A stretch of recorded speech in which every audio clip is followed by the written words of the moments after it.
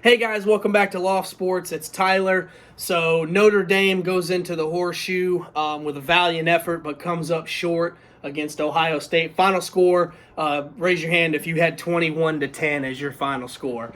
Listen, a lot of things to talk about here, but I don't want to make this video an hour long, so I'll try to summarize. First and foremost, I'm really proud of this team, and if you're an Irish fan, you should be too. Listen, I was one of the people that thought this game could get ugly. I really didn't think our offense would be able to score and match theirs pound for pound, especially in the second half. I thought we might score 20, but I figured if they got to 35, it was potential to get ugly. But the defense played lights out. Unfortunately, there in the second half, they just wore down. I didn't love the play calling in the second half. I like the aggressive mentality early to take the deep shots, but I felt like we got away from the run game, and we had limited possessions in the second half. We kind of felt we felt like once they went ahead 14-10, I felt like Tommy Rees panicked a little bit, like we got to score, we got to win a track meet, and that wasn't the case. The defense needed time to rest, and they could have kept us in that ball game, but the difference between Ohio State and Notre Dame today is that Ohio State has 4 and 5 stars backing up 5 stars. Notre Dame is just not quite deep enough to where they can rotate full lines defensively and linebackers and corners and still have full stamina but not lose a lot at the skill players. That's not to say our backups aren't capable, but we just don't have the depth that Ohio State frankly does. They were able to rotate some guys on the defensive line in that game, bring some fresh legs in on third down when they needed to. Overall, though, I'm so proud of this team. This looked like the most physical Notre Dame team I've seen in a long time.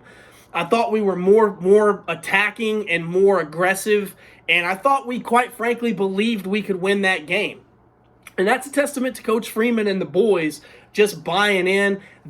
I'm convinced if Kelly's coaching that game, that's probably a 31-7, probably a 31-7 game or something like that. I mean, maybe worse. I don't know. I mean, Brian Kelly's team would not have covered the spread. I know the spread was astronomical, but I'm actually pretty excited that it was an 11-point loss, and I'm not trying to sit here and make a loss a win, but that was a pretty valiant effort. I don't think a lot of people outside of maybe diehard Notre Dame fans felt like we could go in there and be leading through 2.5 quarters, and we made Ohio State earn it. We didn't turn the ball over. We didn't give them touchdowns. Kudos to Ohio State. They had to march twice in the second half the length of the field against our defense to get touchdowns. A lot of people are going to pick on the safety blitz call on the 3rd and 11 touchdown pass, to Xavier Johnson over the middle. Look, you can't sit back every time in coverage. You have to be aggressive. You have to take chances, try to force them. At that point, we're still up. If we get a sack on C.J. Stroud, their kicker had already missed a field goal from not super far away. I think it was a 39-yarder. You force him to kick a 47, 48-yard field goal. If he misses, we're still ahead. We got field position, and now the pressure really switches to Ohio State. So I understand why Al Golden dialed up a blitz there. Unfortunately, it was just the wrong time. We threw a jab and we should have threw a hook. It's just the way it goes. But I'd rather lose being aggressive than lose because we were scared and we didn't want to get blown out. I thought the offense in the second half, they said, you know what, we think our defense can keep these boys from running around. We're just going to take some shots and try to hit a home run. We had some good plays. Thereafter, they took the lead. We had a bad offensive pass interference call. It was the right call. I'm not saying it was a bad call, but that's just an ill-timed mistake. That kills the drive, and then they took it the length of the field right thereafter, and they just pretty much ran the clock out in that fourth quarter. Our front was tired. They'd been playing hard for 60 minutes. I'm really proud of Notre Dame. Again, it is a loss, and it is a double-digit point loss, but this is a pretty promising first step for Notre Dame. Marcus Freeman has been the head coach officially for 2 games, and they've been against top 10 teams. And Notre Dame has lost those 2 games by a combined score of 13 points. And they've looked pretty good, at times on both sides of the ball in that game. Now, again, I wasn't loved with the offense in the second half, but for the most part, limited penalties. I don't think we turned the ball over tonight. Michael Mayer wasn't as much of a factor as I'd like him to be, but he had some nice plays. I would have liked to get Styles more involved. Buckner did miss him on that deep throw right out of the gate in the third quarter. He had his man burned. I would have liked to see more of the running game in the second half. I really like our running backs. I think they're big, strong, and fast, very resemblant of Ohio State's 1-2 punch that they have with Henderson, and I believe Williams is his name. Overall, I'm proud of Notre Dame. This could very well be an 11-1 team.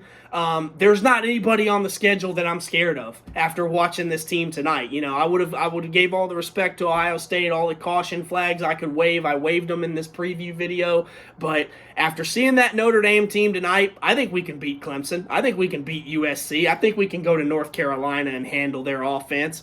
I mean, if we can shut down C.J. Stroud. Now, knocking Smith and Jigba out of the game early was a part of Ohio State's offensive struggles, but that's part of football. You hit somebody in the face and they have to recover. Now, I don't like to see players get hurt. I would never wish injury on anybody on any team.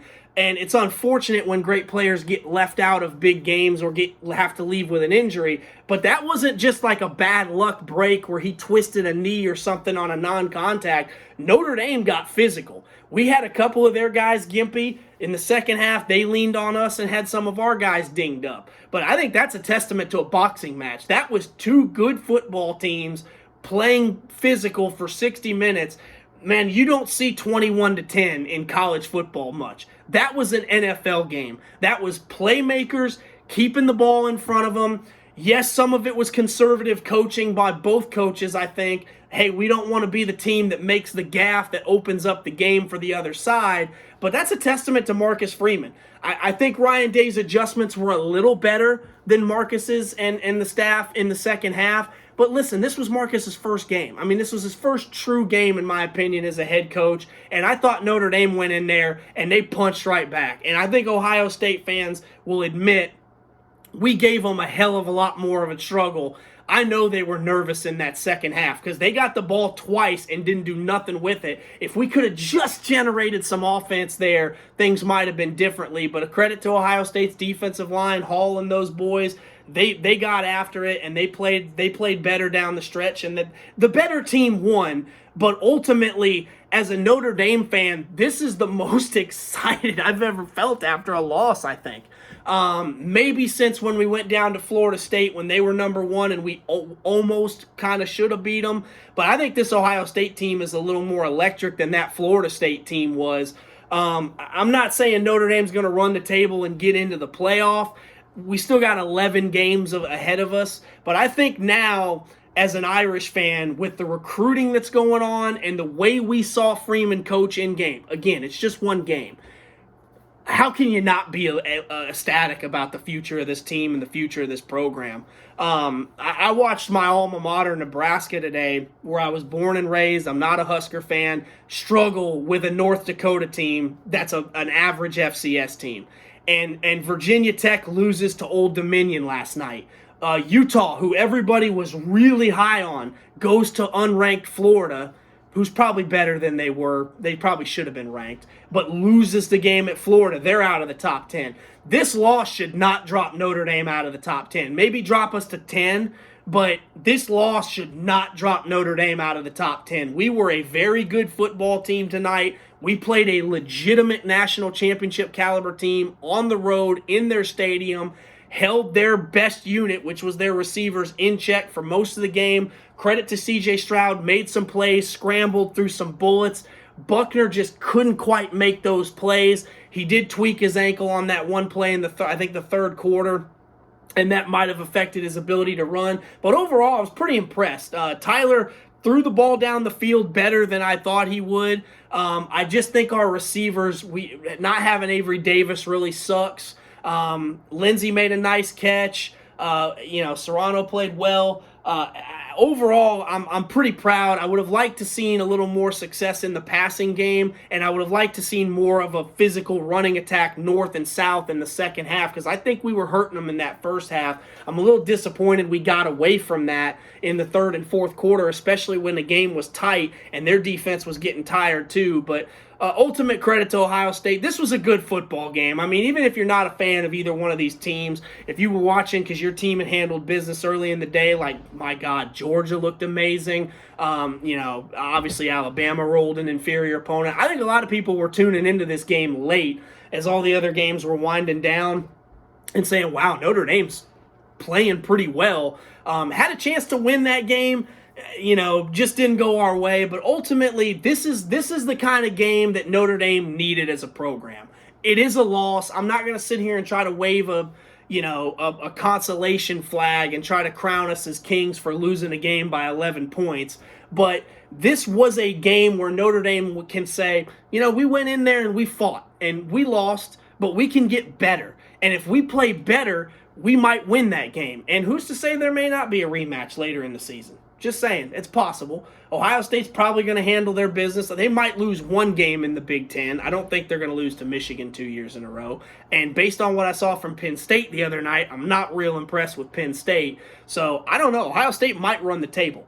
But we'll see. At the long season, this is week 1. Games are still being played. Hell, there's games on right now, and then there's games tomorrow and game tomorrow and Monday night. So we'll see. But I think ultimately this sets the tone where Notre Dame is ahead of schedule. For a lot of teams transitioning, new coach, new quarterback, a lot of new faces, look pretty good. Looked like a top 10 team. Maybe not number 5, although I would argue I don't know that there's 5 teams better than Notre Dame after this game. Obviously, Georgia looks really good. Alabama looks really good. Haven't seen Clemson. They play Monday night. Oklahoma looked good, but they also played UTEP. Texas A&M did not impress me, although there was a lengthy weather delay in that game. Yeah, they won 31-0, but they were floundering around for a long time in that game. King, their quarterback, threw a couple of picks. So I don't know that A&M, again, won game, but we played Ohio State and they played an FCS team. I thought we played a hell of a lot better than they did. Oregon got trounced, although Georgia's really good, but 49-3 that's rough. And I watched that Oregon game, and I felt like, man, I hope this isn't how the night game goes, because I felt for Oregon fans, and Oregon fans are going to catch a lot of flack from going down there and getting handled. But that, you're starting over with a new coach and a new quarterback too, although Bo Nix is terrible. I don't know why you let him come in and be the starter. Maybe Oregon's coaches didn't watch any Auburn games the last 3 years. But, man, I feel good. I really do. I mean, I think Notre Dame made some progress tonight. There's a lot of progress to be made. I feel like we earned our spot in the top 10. Now we just got to go out there. We take care of business against Marshall this next week. We take care of business against Cal. Then we go to North Carolina. North Carolina is probably going to be 3-0. I think they have a bye week, and then they play a scrub team, and then they play us. And it'll probably be a nationally televised game, probably a late afternoon or a night game. I would assume. So I don't know what other games are that week. I haven't looked that far ahead. But ultimately, guys, hey, I mean, this is not a bad loss. This is a formidable loss. It is a loss. I don't want to get wrapped up in the moral victories column here, but it is one of the better losses I can remember in my lifetime.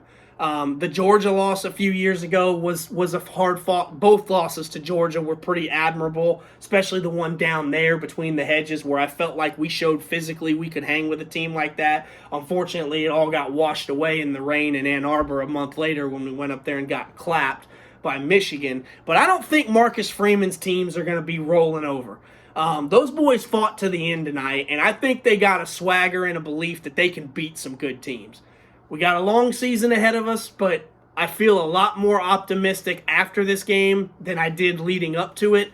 And now that I've seen this team, there's some things I'm like, man, if we can tweak this and get a little better here and there, this team could go far. So ultimately, on to Marshall. Let's regroup. Let's refocus. Let's lick our wounds and move on. That was a good game. Notre Dame and Ohio State should have played more than 7 times in their history. They're both too good of programs to have only met a handful of times.